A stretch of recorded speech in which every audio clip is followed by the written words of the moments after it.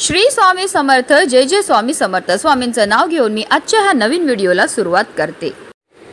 5 August म्हणजेच मंगळवारी आली आहे पुत्रदा एकादशी। पुत्रदा एकादशी वर्षातून दोनदा येते, पहिली श्रावण महिन्यात आणि दुसरी पौष महिन्यात। एकादशी तिथी भगवान विष्णूंना समर्पित आहे। त्यात आता श्रावण महिना चालू आहे। श्रावण महिना हा महादेवांच्या पूजनाला विशेष महत्त्व मानलं जातं। त्यामुळे श्रावणातील पुत्रदा एकादशीच्या दिवशी आपल्याला महादेवांसोबत श्रीहरी विष्णूंची सुद्धा कृपाही प्राप्त होणार आहे। एकादशीचे व्रत केल्याने भक्ताचे दुःख, पीडा, समस्या, त्रास दूर होतात असे म्हटले जाते। पुत्रदा एकादशीला भगवान विष्णूची पूजा केल्याने सुख आणि समृद्धी मिळते। तसेच हे व्रत केल्याने संतती होण्याची शक्यता असते। त्याचबरोबर मुलांचे रक्षण होते। पुत्रदा एकादशीचे व्रत केल्याने घरात सुख शांती राहते आणि भगवान विष्णू सोबत माता लक्ष्मीची विशेष आशीर्वाद देखील मिळतात। या एकादशीला पवित्रा एकादशी देखील म्हणतात। ज्या लोकांना मुलं होत नाही ते लोक संतती प्राप्तीसाठी पुत्रदा एकादशीचे व्रत करतात।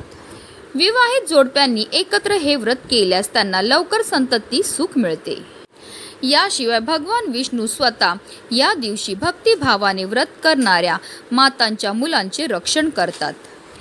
यावेळी एकादशीला रवी आणि भाद्रवास योगाचा शुभ योग असणार आहे। रवी योगात लक्ष्मीनारायणाची पूजा केल्याने निरोगी आयुष्याचे आशीर्वाद मिळतात। यासोबतच व्यक्तीच्या आनंद आणि सौभाग्यात अपार वाढ होते। पौराणिक कथेनुसार या व्रताच्या पुण्यामुळे राजा महिष्मती यांना पुत्रप्राप्ती झाली होती। म्हणूनच या एकादशीला पुत्रदा एकादशी असे म्हटले जाते। धार्मिक दृष्ट्या हा दिवस अतिशय महत्त्वाचा असल्यामुळे या दिवशी काही प्रभावी उपाय आणि सेवा देखील केल्या जातात। आणि म्हणूनच पुत्रदा एकादशीच्या दिवशी तुम्ही व्रत नाही केलं तरीही चालेल, पण घरात अजिबात खाऊ नका ही भाजी घरात कळत नकळत खाल्ल्यामुळे माता लक्ष्मी आपल्यावर रुष्ट होईल आणि ज्यामुळे आपल्या जीवनामध्ये अनेक प्रकारच्या समस्या आणि दारिद्र्य हे येऊ शकतं। 95% महिला करतात ह्या चुका। तर त्या कोणत्या चुका आहेत ज्या आवर्जून आपल्याला पुत्रदा एकादशीच्या दिवशी टाळायचे, त्याचबरोबर ती कोणती भाजी जी आपल्याला अजिबात ग्रहण करायची नाही, त्याबद्दल सविस्तर आणि महत्त्वाची अशी माहिती मी तुम्हाला या व्हिडिओमध्ये देणार आहे। तर व्हिडिओ पूर्ण पहा आणि जर तुम्ही माझ्या चॅनलवर नवीन असतील तर चॅनलला सबस्क्राईब करा आणि शेजारी बेल आयकॉन सुद्धा प्रेस करा, जेणेकरून तुम्हाला माझ्या नवनवीन व्हिडिओचं नोटिफिकेशन मिळत राहील आणि तुम्ही एक पण व्हिडिओ मिस करणार नाही।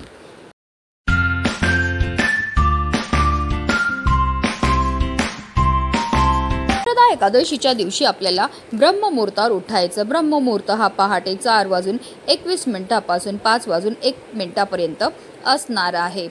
हा सर्वोत्तम मुहूर्त मानला जातो। या योगामध्ये केलेले उपासना दुप्पट फळ देतात। आपल्याला अंथरुणामध्ये श्री हरी विष्णू, माता लक्ष्मी तसेच महादेवांचं स्मरण करायचं आहे आणि स्नान करायचे। स्नान करताना आवर्जून आंघोळीच्या पाण्यामध्ये आपल्याला थोडंसं गंगाजल टाकायचे। त्यानंतर स्वच्छ वस्त्र परिधान करायचे। जर शक्य असेल तर आवर्जून लाल किंवा पिवळ्या रंगाचे वस्त्र परिधान करा। त्यानंतर सर्वप्रथम आपल्याला देवघरामध्ये दिवा हा प्रज्वलित करून घ्यायचा आहे, कारण कोणतीही सेवा किंवा कोणताही उपाय जर आपण अग्नीच्या साक्षीने केला तर त्यामध्ये आपल्याला निश्चित सफलताही प्राप्त होत असते। त्यानंतर आपल्याला सूर्यदेवांना जल हे अर्पण करून घ्यायचे, व्रत करायचा संकल्प करून घ्यायचा आहे। आता आपल्याला श्रीहरी विष्णू आणि माता लक्ष्मीची विधिवत पूजाही करून घ्यायची। आता तुमच्याकडे श्रीहरी विष्णूंचा फोटो असेल तर स्वच्छ करून घ्या, किंवा तुमच्याकडे मूर्ती असेल किंवा बाळगोपाळ हे प्रत्येकाच्या घरोघरी असतात तर त्यांना तुम्हाला जलाभिषेक किंवा पंचामृताने अभिषेक हा करायचा। अभिषेक करताना निरंतर आपल्याला ओम नमो भगवते वासुदेवाय नमः या मंत्राचा जप हा करायचा आहे। त्यांना स्वच्छ पुसून पुन्हा त्यांच्या स्थानावर ठेवायचं आहे। त्यांना पिवळी फुलं, पिवळी फळं अतिशय प्रिय ती अर्पण करायचे। चंदन लावून घ्यायचे, धूप दीप अगरबत्ती दाखवून घ्यायचे, नैवेद्य अर्पण करायचे। तुम्ही पंचामृताचा नैवेद्य सुद्धा अर्पण करू शकता। त्यानंतर तुम्हाला एक तुळशीचं पत्र घ्यायचं आणि आपल्या मनातली इच्छा बोलून आपलं हे तुळशीचं पत्र जे आहे ते श्रीहरी विष्णूंच्या चरणावर अर्पण करायचं। असं केल्यामुळे आपली किती कठीणातील कठीण इच्छा ही साक्षात श्रीहरी विष्णू पूर्ण करतात। त्यानंतर आपल्याला आरती ही करायची आहे। तसेच आपल्याला पुत्रदा एकादशीच्या व्रत कथेचं पठण किंवा श्रवण सुद्धा करायचं। त्याचबरोबर ओम नमो भगवते वासुदेवाय नमः या मंत्राचा आपल्याला निरंतर जप हा करायचा आहे। एकादशीच्या संध्याकाळी आपल्याला पुन्हा भगवान विष्णूंची पूजा करायची आणि द्वादशीला आपल्याला विष्णू भगवानांची पूजा केल्यानंतर आपल्याला गरजू लोकांना त्याचबरोबर ब्राह्मणांना अन्नदान करायचे आणि यानंतर आपल्याला व्रत हे सोडायचं आहे। जे भक्त हे व्रत विधी आणि भक्तिभावाने पाळतात त्यांना आणि त्यांच्या मुलांना विष्णूंच्या कृपेने सुख, समृद्धी आणि सौभाग्य प्राप्त होतं। अशा रीतीने आपल्याला पूजाही करून घ्यायची आहे। पण पुत्रदा एकादशीच्या दिवशी आपल्याला काही नियमांचं आवर्जून पालन हे करायचं आहे। पुत्रदा एकादशीच्या दिवशी आपल्याला चुकूनही तुळशीला स्पर्श करायचं नाही किंवा तिला जल अर्पण करायचं नाही किंवा तिचे पत्र सुद्धा तोडायचे नाहीत, कारण तुळस म्हणजे साक्षात माता लक्ष्मीचं स्वरूप असतं आणि एकादशीच्या दिवशी माता लक्ष्मीचं निर्जला व्रत असतं आणि जर कळत नकळत आपल्याकडनं तुळशीला स्पर्श केला गेला किंवा तिची पत्र तोडली गेली किंवा तिला जल अर्पण केलं गेलं तर त्यामुळे त्याचे दोष हे आपल्याला लागत असतात। तर तुम्हाला जे पण पूजेला तुळशीची पत्र लागणार आहेत ती तुम्हाला आदल्याच दिवशी तोडून ठेवायची आहेत। तसेच तुम्ही पुत्रदा एकादशीच्या दिवशी व्रत करत असाल किंवा नाही करत असाल तरीसुद्धा तुम्हाला चुकूनही काळ्या रंगाचे वस्त्र हे परिधान करायचे नाहीत, कारण कोणत्याही शुभप्रसंगी किंवा पूजेमध्ये आपल्या हिंदू धर्मशास्त्रानुसार काळे कपडे हे वर्ज्य मानले जातात। या उलट तुम्हाला पिवळ्या रंगाचे वस्त्र हे परिधान करायचे। असं केल्यामुळे आपल्यावर श्रीहरी विष्णूंची भरभरून कृपाही होत असते। तसेच पुत्रदा एकादशीच्या दिवशी आपल्या घरामध्ये कोणत्याही प्रकारचे भांडण, तंटा, कलह होणार नाही याची आपल्याला काळजी घ्यायची आहे। तसेच कोणाचाही आपल्याला अपमान करायचं नाही, कोणालाही अपशब्द हे बोलायचे नाहीत, कोणाचंही मन दुखवायचं नाही। तसेच दिवसा आपल्याला झोपायचं नाही, जेवढं जास्त होईल तेवढं आपल्याला श्रीहरी विष्णूंचं नामस्मरण हे करायचं आहे। कोणत्याही झाडाची पानं, फुलं ही आपल्याला तोडायची नाही आहेत, कोणत्याही मुक्या प्राण्याला आपल्याला त्रास हा द्यायचा नाही आहे।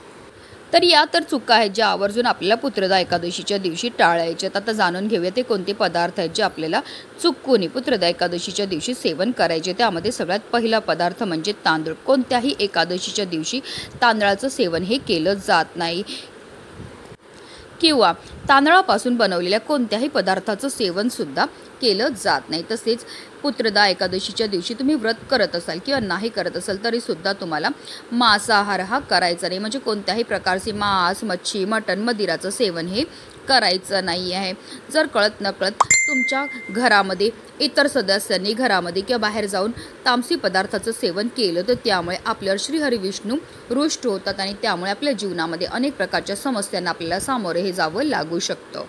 तसेच एकादशीच्या दिवशी गहू, बार्ली, त्याचबरोबर डाळी आणि इतर धान्य जे असतं ते खाणे टाळावे। तसेच आपल्याला कांदा आणि लसूणचं सेवन सुद्धा करायचं नाही, कारण कांदा आणि लसूण सुद्धा तामसी पदार्थामध्ये येतं। एकादशी आहे त्यामुळे तुम्हाला चुकूनही शिळे अन्न सुद्धा खायचे नाही आहे। त्याचबरोबर आपल्याला वांग्याच्या भाजीचं सेवन सुद्धा करायचं नाही, म्हणजे वांग्याची भाजी आपल्या घरी आणायची सुद्धा नाही आहे किंवा बनवायची सुद्धा नाही आहे। असं तर संपूर्ण चातुर्मासामध्ये वांग खाणं वर्ज्य मानलं जातं, कारण वांगसुद्धा तामसी पदार्थामध्ये येतं। त्याचबरोबर आपल्याला एकादशीच्या दिवशी चुकूनही घेवड्याच्या भाजीचं सेवन हे करायचं नाही। जर कळत नकळत आपल्याकडनं घेवड्याच्या भाजीचं सेवन केलं गेलं तर त्याचे भोग जे ते आपल्या मुलाबाळांना भोगावे लागतात। जर तुम्ही व्रत करत असतील आणि तुम्ही फळाहार करत असतील तर त्या फळामध्ये तुम्हाला चुकूनही फणसाचं सेवन हे करायचं नाही, कारण फणससुद्धा तामसी पदार्थामध्ये येतो। जर कळत नकळत आपल्याकडनं फणसाचं सेवन केलं गेलं तर आपलं व्रत हे मोडलं जाऊ शकतं। तर या तर काही चुका आहेत, त्याचबरोबर या काही भाज्या आहेत ज्या चुकूनही आपल्याला पुत्रदा एकादशीच्या दिवशी सेवन करायचे नाहीत। जर कळत नकळत आपल्याकडनं या भाज्यांचं सेवन केलं गेलं तर त्यामुळे माता लक्ष्मी आपल्या रुष्ट होते आणि जर धनाची देवी आपल्या रुष्ट झाली तर त्यामुळे आपल्या जीवनामध्ये गरिबी आणि दारिद्र्य हे येऊ शकतं। म्हणूनच व्हिडिओ जास्तीत जास्त लोकांपर्यंत शेअर करा, जेणेकरून प्रत्येकाच्या आयुष्याचं कल्याण हो हीच मनामध्ये इच्छा। श्री स्वामी समर्थ। जय जय स्वामी समर्थ।